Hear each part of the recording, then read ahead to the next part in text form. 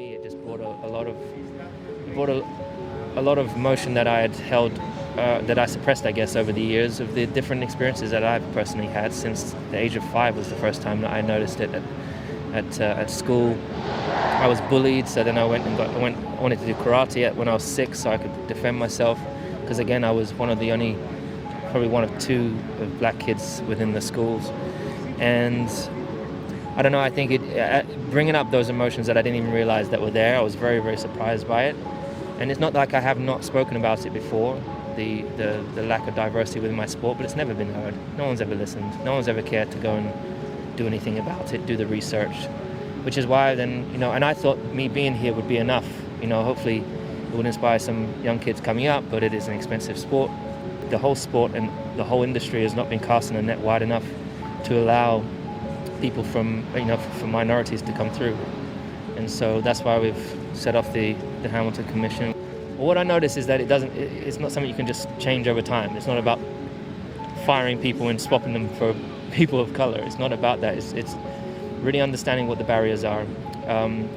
This research, and I've got an amazing group of people that are on this commission.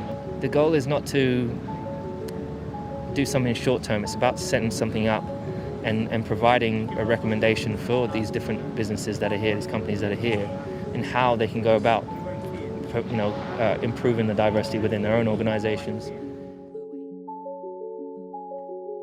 Icon, an incredibly famous person or thing considered as representing a set of beliefs or a way of life.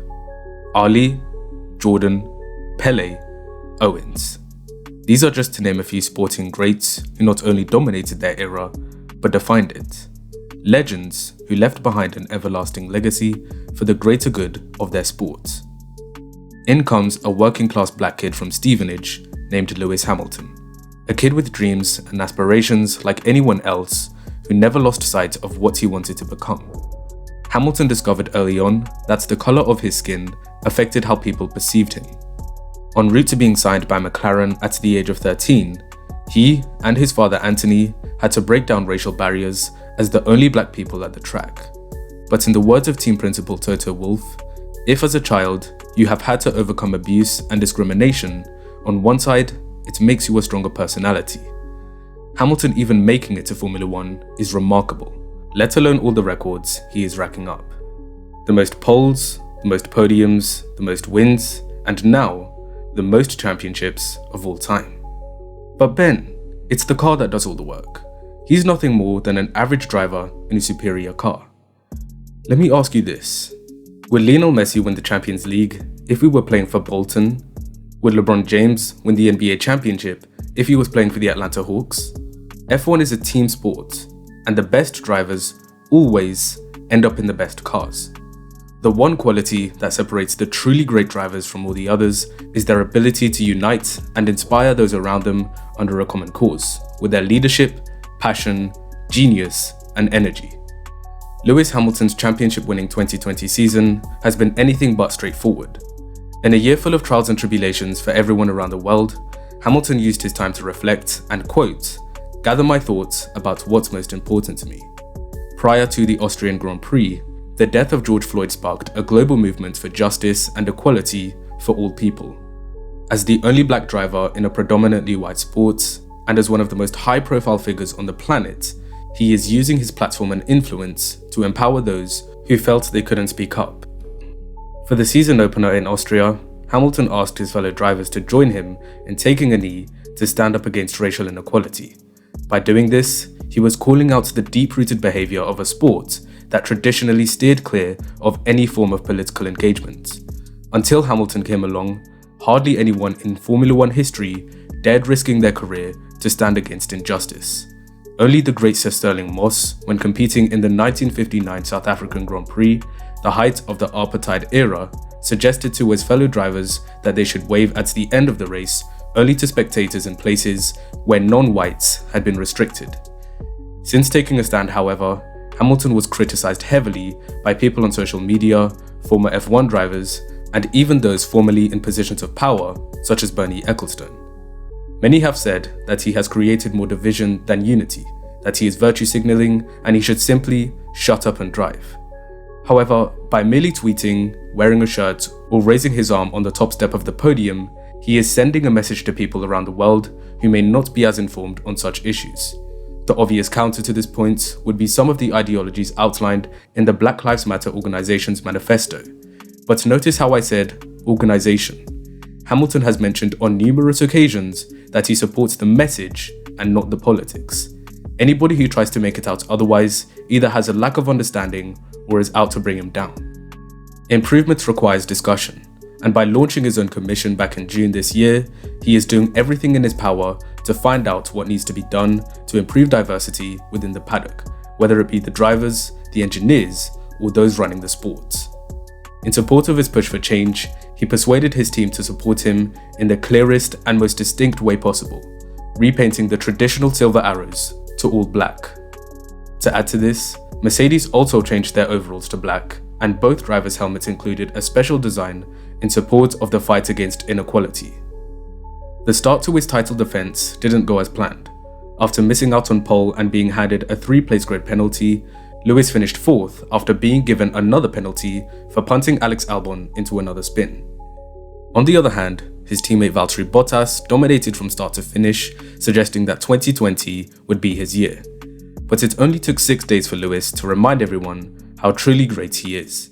Once again, in treacherous conditions, he rose to the occasion and delivered a qualifying lap comparable to his stunning pole position in Singapore 2 years ago.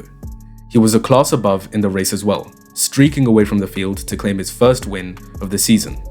In a memorable moment on the podium, he was joined by trackside fluid engineer Stephanie Travers, who became the first black woman in F1 history to stand on the podium.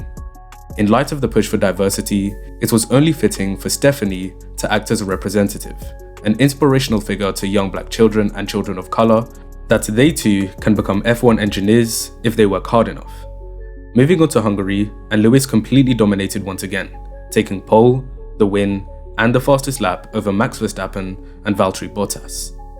For Silverstone 1, he claimed another pole position by over 0.3 of a second, with Mercedes showing off the pace advantage they had in qualifying, as the next best car was over a second behind. The first few laps were very eventful, but as we got onto the midway stage, everything started settling down, and it was looking like another 1-2 for Mercedes in the bag. Then, boom, Valtteri suffers a front left tyre delamination with 2 laps to go. 1 lap later, Sainz's front left goes as well, and then on the final lap of the race, Hamilton's tyre explodes when going through Luffield with half of the lap remaining. Despite literally driving with 3 wheels, he limped over the line to take his 3rd consecutive win. To keep a delaminating tyre in check and maintain a cool, calm and composed head under immense pressure from a charging Red Bull is what defines Hamilton as a driver. The very next weekend for the second race threw a new challenge as Pirelli went 1 step softer with the tyre compounds. Combined with the hotter track temperatures, and the Mercedes suffered a great deal with graining, and as a result, Max Verstappen claimed his first victory of the season. At the Spanish Grand Prix, however, Mercedes turned their fortunes around and rectified the issues that plagued them a week ago. Hamilton was once again on another level, as he described his experience during the race as being in a different zone. From Spa, engine modes were banned by the FIA so as to reduce the advantage Mercedes had over the rest. But that didn't stop Hamilton from taking pole by half a second during a weekend when actor Chadwick Boseman lost his battle with cancer. Lewis was inspired by the black superhero who fought in silence and dedicated the pole and the win to him. Monza was looking like another dominant weekend before he was handed a 10-second stop-go penalty for entering the pit lane when it was closed. By his standards, this was a poor weekend. Nevertheless, his class shined through in the end as he charged from last to 7th in a car set up to run in clean air. In Mugello, he proved to be the difference maker in a drama-filled race and made a bold statement with his Breonna Taylor t-shirt on the podium. This was followed by a P3 in Russia after a questionable penalty was handed to him for a pre-race incident. At the Nürburgring, he took advantage of Valtteri's tyres graining by applying pressure at the right moment to equal Michael Schumacher's win record. He went on to break this record in Portimao by snatching pole position at the last minute in Q3 and using his talents to his advantage to limit the tyre wear on a low-grip track. Imola was another demonstration of his exceptional tyre management and ability to make sound judgment calls. So, going into Turkey, Bottas had to outscore him by 8 points to keep his championship hopes alive. Due to the track being resurfaced, the levels of grip were incredibly low, and Red Bull gained the upper hand with a strong performance on Friday. This pace carried over into Saturday, and Verstappen was the favourite for pole in wet weather conditions. However, out of seemingly nowhere, the Racing Points found a ton of pace, and Lance Stroll snatched pole position away from the Dutchman. Meanwhile, the Mercedes were absolutely nowhere, with Hamilton qualifying 6th and Bottas in 9th. The race got underway in similar conditions, with Stroll gaining an early advantage and Verstappen falling down the order.